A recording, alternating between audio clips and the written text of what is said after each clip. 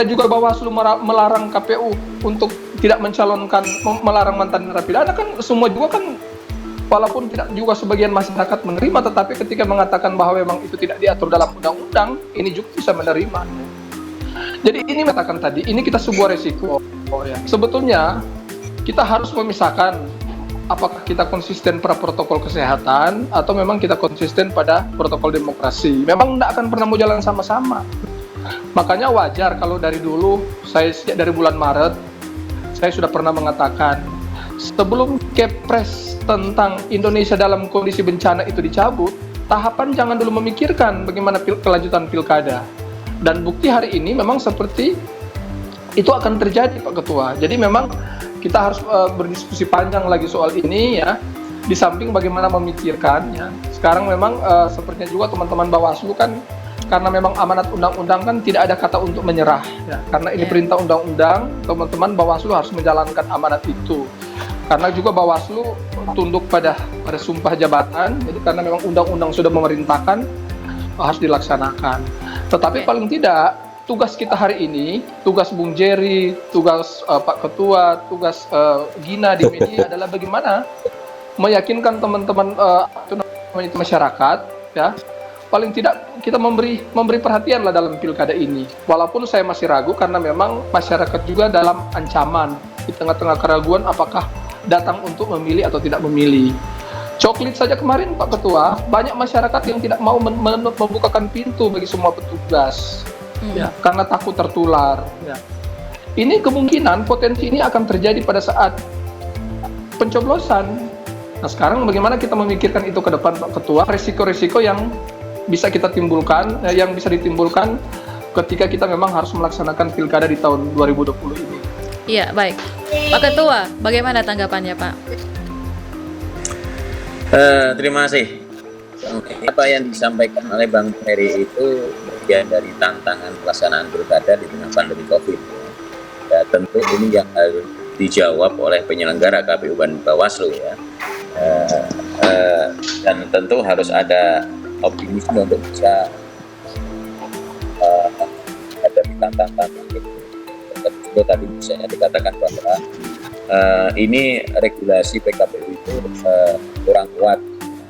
Bahwa sebetulnya kemarin kami waktu RDP terakhir pun memberikan masukan-masukan kepada forum kalau bisa KPU mau mengurangi jumlah TPS atau mau membuat metode kampanye, metode pemungutan suara dengan kotak suara kuning, atau mau membatasi pemungutan suara.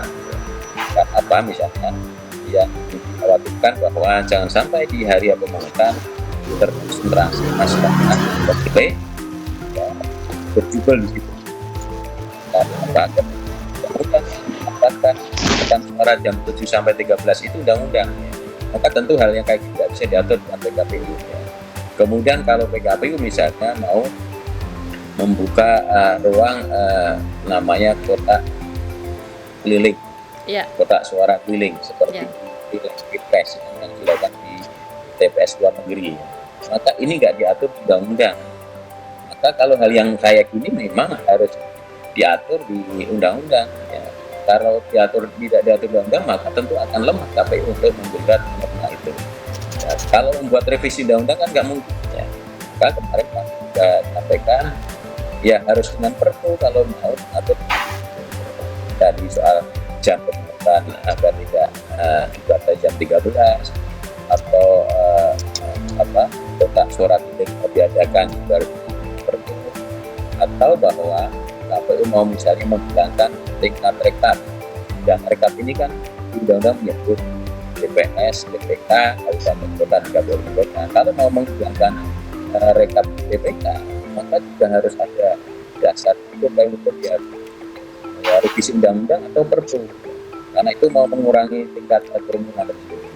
Dan hal-hal yang kayak gini memang sekali lagi tidak cukup diatur dengan PKPU, tetapi hal-hal yang lain yang masih bisa diatur di PKPU, saya menurut kami masih tidak ada masalah, seperti soal menjatuhkan sanksi peringatan, kemudian pengertian pembubaran itu masih bisa diatur di PKPU ya, karena sifatnya lebih administratif ya. Nah, aturan-aturan penindakan hukum pidananya ya tadi di hukum lain, di aturan lain yang tidak diatur di undang-undang pilkada. Memang betul Pak Bang Ferry bahwa proses pidana itu apapun, baik di pidana pemilihan maupun pidana itu waktu. Contohnya bahwa pidana pemilihan yang sudah diatur rigid itu waktunya masih membutuhkan minimal 53 hari sampai proses itu ingkrah ya. Jadi di bawah 5 hari, kepolisian 14 hari, kemudian di jaksa hari, sidang 14 hari itu sampai upaya hukum banding ingkrah, punya kekuatan hukum tetap itu antara 53 sampai 57 hari saya hitungannya gitu. Jadi memang butuh waktu. Apalagi kalau tidak yang tidak ada batasan waktu, tidak ada itu kan batasan waktu yang luas. Tidak seperti sudah di ketentuan hukum acara pidana pemilu maupun pemilihan. Jadi betul nanti akan itunya, karena itu konsekuensi dari hukum acara umumnya yang tidak menurut hukum acara khusus. Tapi sekali lagi, menurut kami adalah yang penting saat ini adalah tindakan-tindakan. Karena apa artinya tindakan, ada hukuman dan sebagainya. Kalau sudah terjadi kerumunan dan sudah banyak orang terpapar, memidana 1 orang, 2 orang tidak bisa menghilangkan orang yang sudah terpapar, misalnya jumlah ratusan orang terpapar. Inilah saya penting kedepankan adalah proses karena ternyata tidak bisa menghapus orang yang sudah terpapar. Betul, kita bersama untuk bisa memperhatikan betul dan patuh pada aturan protokol kesehatan. Kalau itu nggak dipatuhi, maka sekali lagi tindakan preventif dari lembaga yang berwenang dalam beberapa kasus bersama dan satgas penting untuk kita melakukan pencegah kerumunan massa ini. Tentu operasionalisasi kami harus diawasi dari titik yang biasanya ada pergerakan massa dari titik sekretariat di kampanye pasangan calon dan dari sekretariat partai politik. Saya kira komitmen partai politik saya kira baik. Kemarin ketika ada yang akan menjatuhkan sanksi di internal partai kalau pasangan calon menggerakkan massa dan sebagainya. Hal seperti ini yang kita harus dorong itu kan, agar tidak terjadi banyak pelanggaran soal pengumpulan massa yang banyak. Kalau kita lihat perkembangan 3 hari 4 hari ini tadi seperti Bang Jerry sampaikan ada perkembangan positif ya. Ya ada masih beberapa 1-2 yang melanggar, tetapi trennya kalau dibandingkan pada dengan pelanggaran yang pada waktu pendaftaran tanggal 4 sampai 6 September kemarin, mudah-mudahan ini akan selamanya baik sampai ada 5 Desember nanti. Oke, baik. Saya ingin ke Pak Jerry. Pak Jerry gimana? Harus ada tindakan preventif yang paling bertanggung jawab atau yang paling harus proaktif itu siapa sebenarnya?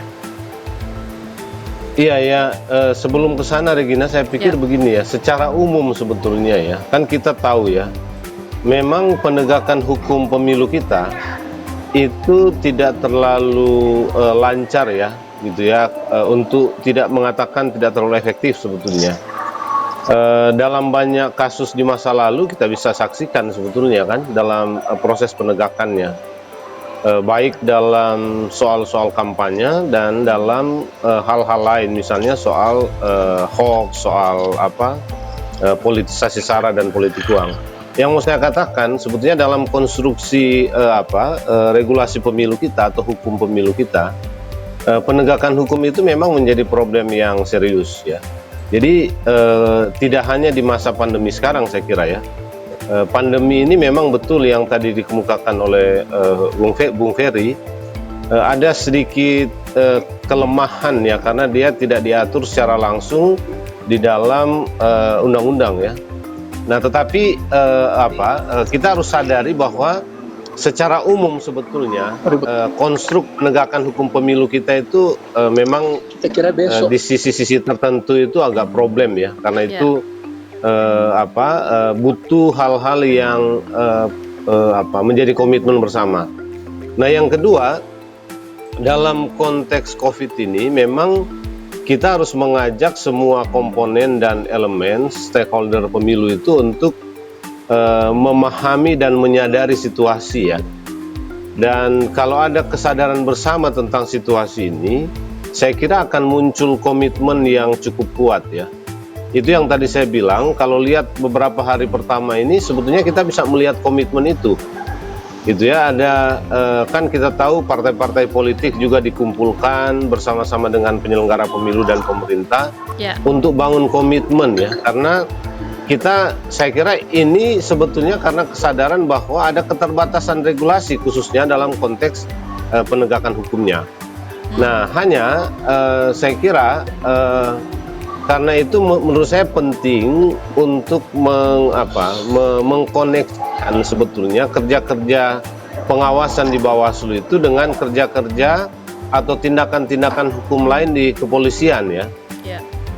Makanya tadi menurut saya kasus Tegal itu penting ya. Artinya ada ranah-ranah yang bisa secara langsung ditangani oleh pihak kepolisian.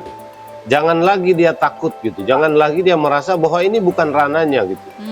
Kan itu tadi konfirmasi Pak Ketua kan itu memang diproses sendiri oleh pihak kepolisian. Jadi ketika pelanggaran protokol itu terjadi, ya pihak kepolisian itu harus melakukan tindakan meskipun pelaku pelanggarannya itu misalnya adalah peserta pilkada ya, atau katakanlah partai politik ya, atau bahkan ketika kegiatan itu memang dilakukan, misalnya kampanye yang mengerahkan massa, melakukan pengerahan massa, menurut saya ini nggak mesti tunggu Bawaslu, gitu kan, ini nggak mesti tunggu Bawaslu. Kepolisian bisa melakukan tindakan langsung terkait dengan ini ya, karena memprosesnya menjadi proses pidana misalnya gitu ya. Nah, itu menurut saya di lapangan, takutnya di lapangan saling lempar tanggung jawab. Oh, itu harusnya tanggung jawab ini. Itu bagaimana nantinya? Semestinya gini. Ya, gimana Pak Ketua? Ya. Mohon maaf ya. Jadi sebenarnya Kapolri sudah progresif juga keluarkan 2 surat produk hukum ya, telegram Kapolri dan maklumat Kapolri ya, telegram Kapolri. Betul.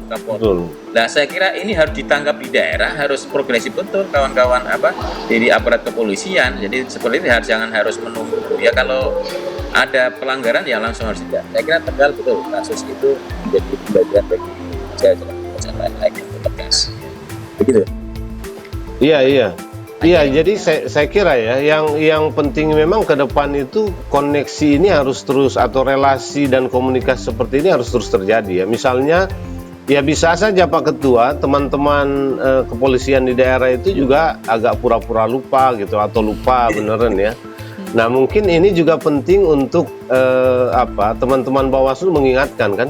Pura-pura lupa ini kan karena misalnya Kapolda dekat dengan incumbent ya, ini contoh aja misalnya gitu ya, gitu, sehingga seolah-olah merasa bahwa itu memang bukan kewenangannya dan agak pasif gitu. Jadi teman-teman Bawaslu juga mungkin perlu di Sentral Gakumdu untuk terus mengingatkan yang begini ya, bahwa ada kewenangan-kewenangan tertentu yang bisa langsung ditindak oleh kepolisian, jangan tunggu Bawaslu terus gitu kan, gitu ya. Jadi hal-hal ini menurut saya harus lebih didorong ke depan untuk dilakukan ya, karena bagaimanapun kita nggak punya pilihan lain. Kita sudah berpilkada dalam situasi pandemi, sebagaimana tadi Bung Ferry bilang ya, ada resiko-resiko demokrasi yang harus kita tanggung gitu ya, tapi ya itu ya kita tanggung bersama gitu. Dan kita dalam situasi seperti ini berupaya untuk membuat pilkada kita ini lebih baik lah, lebih sehat, dan mungkin bisa lebih berkualitas dibanding dengan pilkada-pilkada sebelumnya ya. Mudah-mudahan kan gitu, kita nggak tahu. Oke, saya ingin ke Pak Ferry. Pak Ferry, gimana? Ada tambahan? Iya betul, iya benar Pak Ketua apa yang sampaikan Bung Jerry tadi. Jadi masalah pemidanan itu bukan hanya persoalan waktu Pak Ketua untuk membuktikan, untuk penindakan dan segala macam. Tetapi kan kita kan banyak trauma di masa lalu ya. Ketika ada keterlibatan Bawaslu di Gakumdu, apa yang terjadi ya? Syarat saja untuk memenuhi syarat formil dan material ternyata berbeda antara Bawaslu dengan lembaga-lembaga lain. Ya, barangkali yang disampaikan oleh Bung Jerry tadi kan bisa benar ya. Karena memang kan Bawaslu itu kan bukan bekerja sendiri, terutama dalam hal penindakan. Dalam hal pidana itu ternyata memang Bawaslu tidak bersifat eksekutor, tetapi hanya merekomendasikan. Nah, kekuatan-kekuatan seperti itu apa yang kita harapkan hari ini? Nah, jadi memang kita terlalu banyak kendala, terlalu banyak resiko ketika memang kita harus memaksakan ini.